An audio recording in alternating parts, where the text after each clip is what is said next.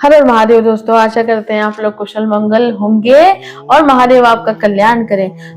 दोस्तों, अब हम आ गए हैं, जैसे कि आपने देखा कि हम शिव स्तुति और शिव स्तोत्रम का जो सीरीज कर रहे हैं। और अब जो है हम आपके लिए लेकर आए हैं जो 12 ज्योतिर्लिंग होते हैं, उनका दो स्तोत्र के रूप में हम उन्हें याद करते हैं। तो उनमें दो प्रकार के होते हैं, एक जो 12 ज्योतिर्लिंग को स्मरण करने का जो स्तोत्र है वो हम करते हैं, और एक जो है वो पूरा 12 ज्योतिर्लिंग का स्तोत्र है।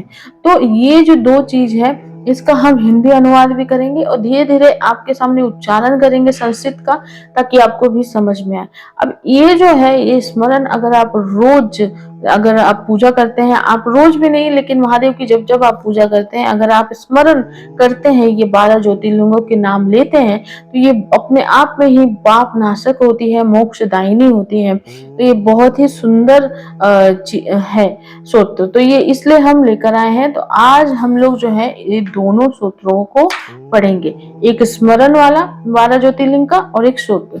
तो सबसे पहले शुरू करते हैं वो ये ज्योतिर्लिंग स्मरणम, यानी कि ज्योतिर्लिंग को स्मरण करने का ये सूत्र है। तो ये इस प्रकार है, ध्यान सुनेगा, हम धीरे धीरे उच्चारण कर रहे हैं, हमारे पीछे आप उच्चारण कर सकते हैं। सौराष्ट्र सोमनाथ चह श्रीशैल मल्लिका अर्जुन उज्जैनिया महाकाल मोकार मल्लेश्वर परल्या वैद्यनाथ च डाकिन्या भीम शंकरम सेतु बंधे तु रामेश नागेश दारु कावने वाराणस्य तु विश्वस्य त्र्यंबक गौतमी तटे हिमालय तु केदार घुस्मेश च शिवालये एतातिने ज्योतिर्लिंगानि साय प्रात पठेन्तर सप्त जन्म कृत पाप स्मरण विनश्यति।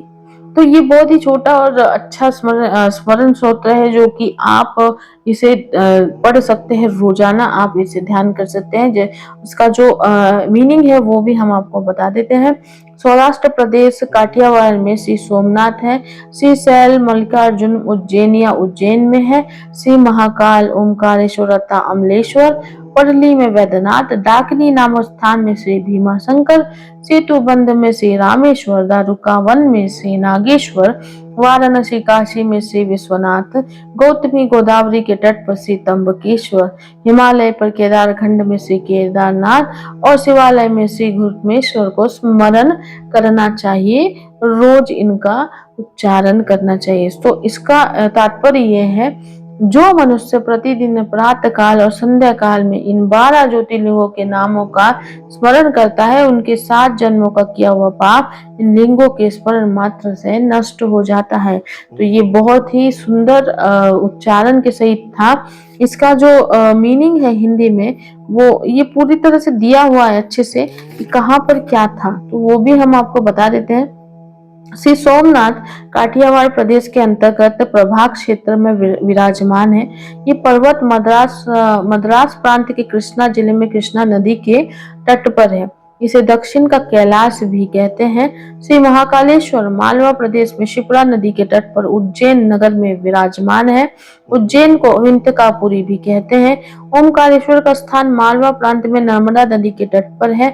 उज्जैन से खंडवा जाने वाली रेलवे लाइन पर मोरटक्का नामक स्टेशन है, वहां से ये स्थान 6 किलोमीटर दूर है। यहाँ ओमकारेश्वर अमलेश्वर दो पृथक पृथक लिंग है, परंतु ये एक ही लिंग के दो स्वरूप हैं।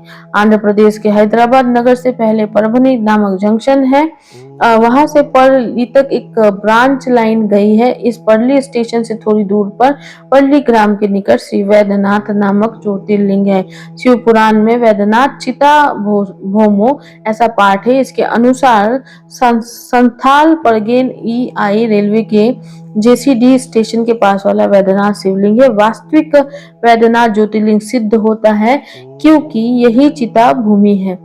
श्री भीमा शंकर का स्थान बंबई से पूर्व और पुणे से उत्तर भीमा नदी के किनारे सह पर्वत पर है। यह स्थान लारी के रास्ते से नासिक के लगभग 120 किलोमीटर दूर है। सह पर्वत के एक शिखर का नाम डाकिनी है।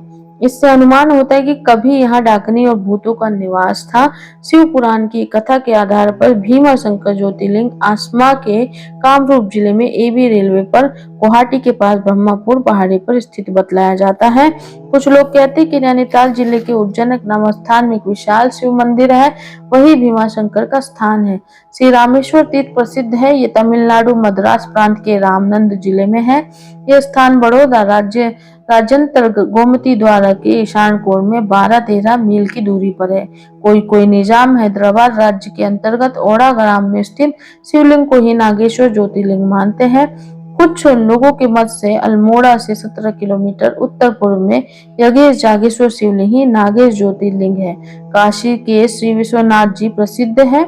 ये ज्योतिर्लिंग महाराष्ट्र प्रांत के नासिक जिले में नासिक पंचवटी से जहां संपूर्ण साग की नाक कटी थी 18 मील की दूरी पर ब्रह्मगिरी के निकट गोदावरी के किनारे है। श्री केदारनाथ हिमालय के केदार नामक सिंह पर स्थित है, शिखर पर स्थित है। शिखर के पूर्व की ओर अलकनंदा के तट पर श्री बद्रीनाथ अवस्थित है और पश्चिम में मंदाकिनी किनारे श्री केदारनाथ विराजमान है। यह स्थान हरिद्वार से 150 किलोमीटर है और ऋषिकेश से 132 किलोमीटर की दूर पर है। श्री घुस्मेश्वर घृणेश्वर या घृणेश्वर भी कहते हैं। इसका स्थान दौलताबाद स्टेशन से 12 किलोमीटर बैरूल गांव के पास है। ये जानकारी थी। अगर जब भी 12 ज्योतिर्लिंग के हम दर्शन करना चाहते हैं तो हमें ये भी पता होना चाहिए कि कहाँ पे कौन सा स्थान है, तो उसके लिए भी ये दिया हुआ है। और ये बहुत ही सुंदर स्रोत, आपने देखा कि इसका जब भी हम स्मरण करते हैं तो आपके सभी पापों का अंत होता है। तो हम एक बार फिर से आपके लिए ये दोहराएंगे। ये बहुत ही सुंदर स्रोत स्मरण का है और हमको बहुत अच्छा लगता है जब भी हम ये पढ़ते हैं। तो सौराष्ट्र सोमनाथ च श्रीशैल मल्लिकार्जुनम उज्जैनिया महाकाल मोकार मल्लेश्वरम परल्या वैद्यनाथ च डाकिन्या भीमा शंकरम सेतु बंदेतु रामेश नागेश दारुकावने वाराणस्य तु विश्वेश त्रंब गौतमी तटे हिमालय तु केदार घुस्मेच च शिवालये एतातिने ज्योतिर्लिंग साय प्रात पठेंतर सप्त जन्म कृत पाप स्मरणे विंसयति। तो बहुत बहुत अच्छा है। ये स्मरण मात्र से आपके सभी पापों का अंत होता है और मोक्ष की तरफ आप बढ़ते हैं सारे सुखों को भोग कर। तो जरूर इसका स्मरण जरूर करिएगा और इसका पाठ भी जरूर करिएगा, और पाठ नहीं कर पाए तो इसे सुनिएगा जरूर।